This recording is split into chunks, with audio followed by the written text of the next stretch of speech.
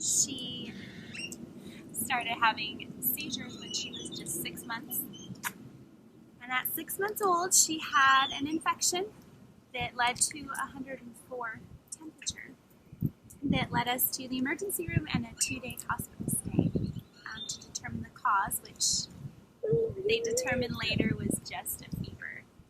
Later on, Hailey went on to have more seizures that were fever-induced, which are provoked, so that was not her diagnosis at that point. At 18 months old, Hailey had another seizure that was unprovoked just from carrying her from the tub to the changing table.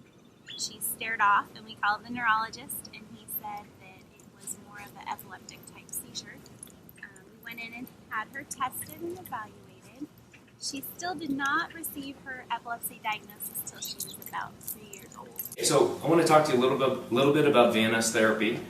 It's an implantable pacemaker-like device. Now this device itself was indicated by the FDA in 1997 for patients with retractable epilepsy. Okay, so patients that are newly diagnosed with epilepsy typically go to a specialist epileptologist and or a neurologist and will be given the option of trying 1 or 2 medications over a period of time. Once that period of time is exhausted and the patient is still experiencing or having epileptic seizures, then different options are presented to the patient. One of those options is VNS, the other option would be epilepsy surgery. Living in epilepsy as a parent is difficult, it's terrifying. You are worried every single second of every single day. When she's sleeping, we feel comfortable, or if she's had a seizure, we feel comfortable, which sounds crazy, and people think we're crazy. But at least we know that she's safe and she's medicated, and it's overwhelming. But it affects everything you do. Hailey is very, very limited on what she can do. She gets triggered outside. She gets triggered by the sun. She gets triggered by overstimulation, hyperactivity. It's difficult. And right now I'm in a very huge struggle to find a school. And that's hard because even the schools don't understand. She can't go to recess, she can't go to PE, she can't go to lunch because it's too loud because she's photophobic. So she has sensitivity to sound. She has sensitivity to light. She's doing very good right now, but it's been very, very, very difficult. Push it out. All the way, keep pushing. There you go. Like I said, this device is a pacemaker-like device. It's indicated for patients 12 years and older, okay, that are experiencing refractory epilepsy, epileptic seizures. The device itself, the pacemaker is placed just like a cardiac pacemaker in the chest. There's a lead wire that we tunnel from the chest pocket up into the neck area where another incision is made, and the placement of the lead wire is placed on the vagus nerve. The procedure itself takes roughly about 45 minutes in an outpatient setting. So the patient shows up prior to the implantation, about an hour and a half. Surgery takes 45 minutes. Probably discharged roughly about 2 hours after, depending on the situation. In March 2013, we went back in the hospital a year after her neurosurgery to be reevaluated. For surgery, she was ruled out as a surgical candidate because at this point her seizures are generalizing, so they're encompassing the entire brain. So that's inoperable. Going into the hospital that month, I said that if she was ruled out, we were going to go with the VNS and call it a day. Vagus nerve stimulator was mentioned to us probably 2 years prior, but it's in my heart didn't think it was the answer at that time. So we, as most people think we're crazy, went forward with brain surgery before the vagus nerve stimulator. Then, fast forward a year, and we went ahead and installed the VNS last March, and we didn't know if it's successful or not. Most people that have them say it takes a year or so to work, and happy to report to date that Hailey has had pretty much a seizure-free month, almost a year after the vagus nerve stimulator. So I'm hopeful that's the reason. It's tough in this world, but the vagus nerve stimulator attaches to her vagal nerve and goes into the brain. It goes off every 2 minutes for 30 seconds, so it basically keeps the brain clear. The vagus nerve stimulator has helped her developmentally because I'm assuming the seizures happen a lot and keeping the brain clear. She can focus, she's talking, she's writing, she's amazing me every day. So I thank the vagus nerve stimulator for her development for sure over the last year, and hopefully now it's the reason for her seizure freedom.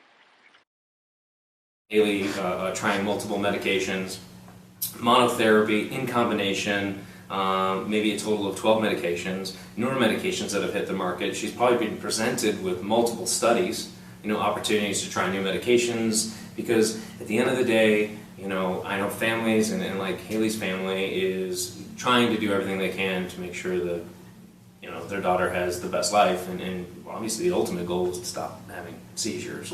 But with her trying multiple medications in combination, let's call it 12, and then, third surgery being VNS, or the placement of a vagal nerve stimulator, outside of that, going for even in more depth surgeries that are more, it could have higher risks. There's a laundry list of things when we start opening up, the skull. So, we're hoping and we're praying every day for Hailey's, for Hailey's VNS, and for her to do exactly what we're hoping and exactly what the literature shows, and her having a healthy life, and with her being as young as she is and having a growing brain, the stimulation itself, we're only stimulating that nerve, we're not touching the brain whatsoever. All we're doing is we're sending an electrical impulse to change the chemical composition of that nerve to stop her seizures. That's what we're trying to do. She slept for maybe an hour. Baby. Say hi to Mama, Hailey. Hi, baby. Hello, I'm going for a ride. I'm going for a ride. You going on a ride? Oh. Say hi. I enjoyed my ride. Thank you. Hailey underwent 2 brain surgeries, one to place a grid to monitor for seizures. Second was to hopefully remove the area of seizure focus. Unfortunately, those were unsuccessful, and we had to figure out another option. There's not too many options when it comes to epilepsy. So I looked into service animals, seeing many around town and talking to several people within my support group. So we decided to get a service dog in training. His name is Copper. He's a year-old golden retriever from Colorado. Being a parent of an epileptic child, your biggest fear is that they'll have a seizure and you don't know about it. So in my heart, I had the idea to get a service animal so that he would be her best friend, and she would have a purpose to go to school, have some safety device to go to school, and it would make her become more independent. So we looked into companies. We fundraised for over a year and had many, many people the outpouring of support, which is amazing. So we went with a company called Noel's Dogs for Hope out of Colorado. We have a year-old golden retriever that's almost finished with his training with me, and he'll go back to Colorado for 6 months and come back a fully trained ADA service animal. And at that point, hopefully, he will be able to detect Hailey's seizures and let people know. He also can retrieve the magnet for her vagus nerve stimulator, retrieve medication, and obviously alert us, and even push 911 if necessary. So Copper's a very, very important part of our family. So I started a support group a year and a half ago, mostly because there was a need. I was asked by even the Epilepsy Foundation several times why my group is so successful, and I said it's just there's a need. There's a simple need in this state that wasn't there. And when we first were going through seizures, it was hard to feel alone, and I didn't want people to feel that way. So I simply started a group. It was just an idea. It started very, very small and grew very quickly once word got out. So now I'm happy to report at this day, as of yesterday, 65 members strong. Even reached out to families as far as Ecuador, which is crazy, and we have Ohio and California and other families, because I didn't want to deny families that opportunity to tap into a resource that's so phenomenal. Most of it's done on Facebook, so that everybody has access to it. And we meet physically as a physical group. Used to be once a month. Now it's been hard. Challenges and struggles get in the way. But we plan to get together for Christmas parties and little events. And when some of our families are in the hospital, we support each other. And it's just been phenomenal. It's a blessing. And it's great to provide that resource for people. How does our family stay so strong through this journey, as I choose to call it, through this condition? Number one is our faith, our family, our friends, our amazing outpouring of love and support, and my amazing support group that I created, which I don't believe. It's definitely not created by me, and I can't take success for that. It's the families that are in it, and passing it along to other people and bringing people in. It's just been great. I think that's my biggest source of support right there, is what keeps me strong, is that other families understand and they can talk to you about anything. It's a great resource because people don't understand what you go through and the struggles that you have, and it's been great. Hailey's life moving forward, in my mind, I am hopeful that seizure freedom is always my number one. They highly doubt that that'll ever be, but we could prove them wrong. And Copper being successful and going to school with Hailey, and Hailey having an independent life.